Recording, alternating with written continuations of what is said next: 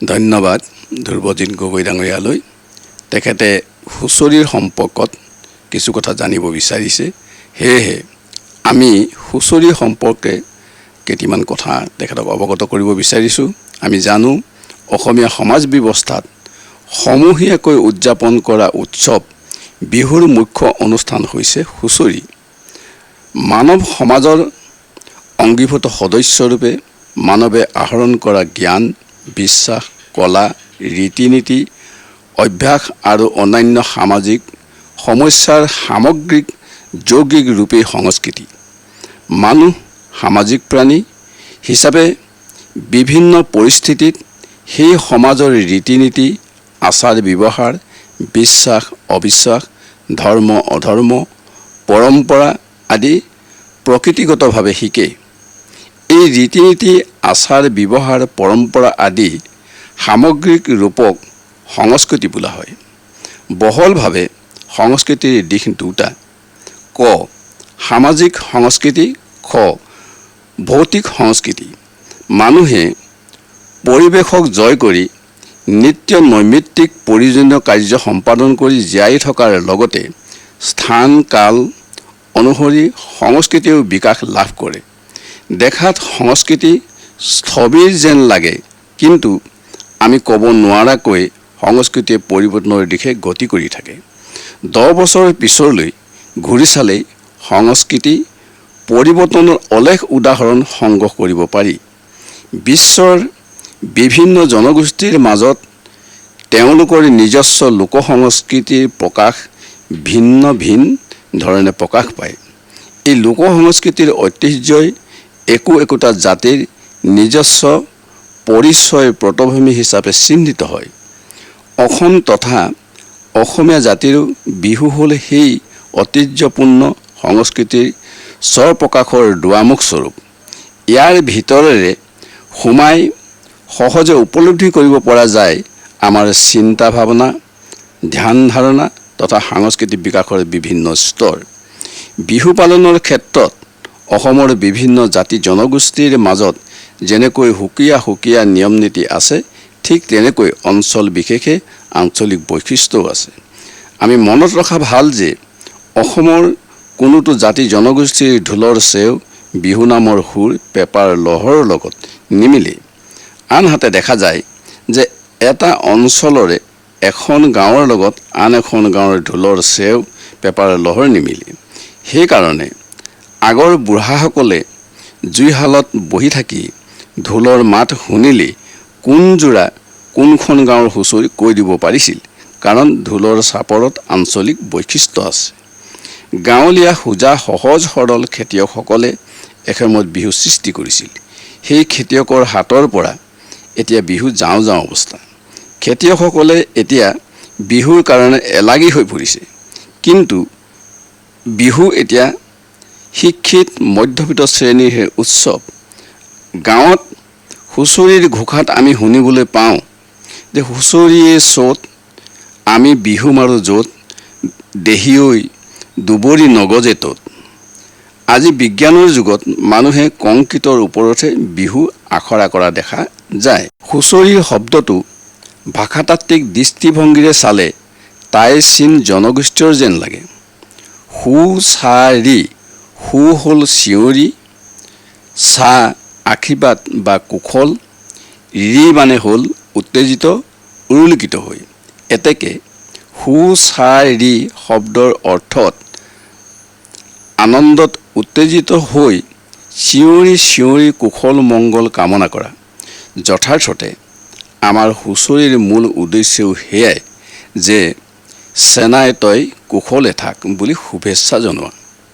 হু-চা-ৰি শব্দ বিকৃত হৈ হুঁচৰি হোৱাটো ভাষা বিজ্ঞানৰ মতেও অতি সহজ।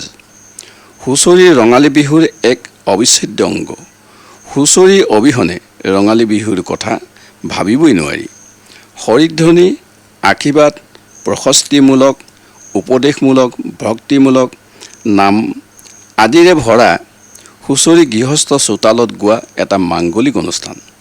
হুঁচৰিত গোৱা নামসমূহ খুবেই মাৰ্জিত আৰু আধ্যাত্মিকতাবাদী।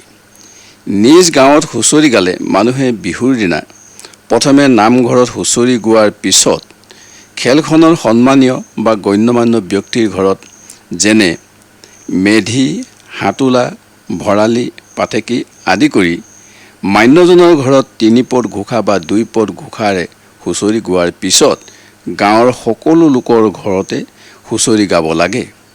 গৃহস্থৰ পদূলিত এফাকি বিহুনাম বা এটা ঢোলৰ চাপৰ মাৰি গৃহস্থক জাননী দিয়াৰ লগে লগে গৃহস্থই সাধ্যানুসাৰে পদূলিৰ পৰা আগবঢ়াই চোতাললৈ নিয়ে।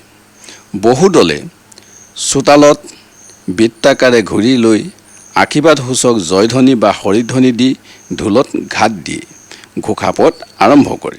এই ঘোষাপদ বৰ মাৰ্জিতভাৱে বিলম্ব, মধ্যম আৰু দ্ৰুত এই 3টা লয়ত গোৱা হয়।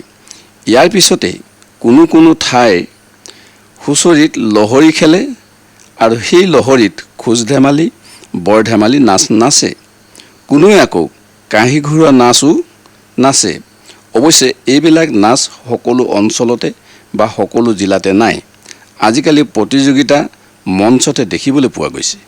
এইটো নিশ্চয় কোনোবা অঞ্চলৰ আঞ্চলিক বৈশিষ্ট্য হ'ব পাৰে, কিন্তু কোনো হুঁচৰি দলে এইবিলাক নাচ নেনাচিলেও ভুলকৈ হুঁচৰি গাইছে বুলি কোৱাৰ অধিকাৰ কাৰো নাই। হুঁচৰিত ঘোষাপদ নাগালে হুঁচৰি হ'ব নোৱাৰে। অসমৰ ঠাই বিশেষে হুঁচৰিত গোৱা ঘোষাপদ বেলেগ বেলেগ শুনা যায়। শিৱসাগৰ, যোৰহাট, গোলাঘাট আদি জিলাৰ অধিকাংশ ঠাইত কীৰ্তনৰ ঘোষাপদ দুলৰি আদি গায়। কোনো কোনো ঠাই টাইমূলীয় দেৱ দেৱতাৰ উপাসনামূলক, প্ৰশস্তিমূলক, প্ৰকৃতিমূলক গীত মাত হুঁচৰিত গায়। কোনো কোনো ঠাইত আকৌ শাক্তধৰ্মীয় মহাদেৱ, পাৰ্বতী, কেঁচাইখাতি আদিৰ নামহে হুঁচৰি গোৱা দেখা যায়। এয়াই হৈছে হুঁচৰিৰ স্থানীয় বৈশিষ্ট্য।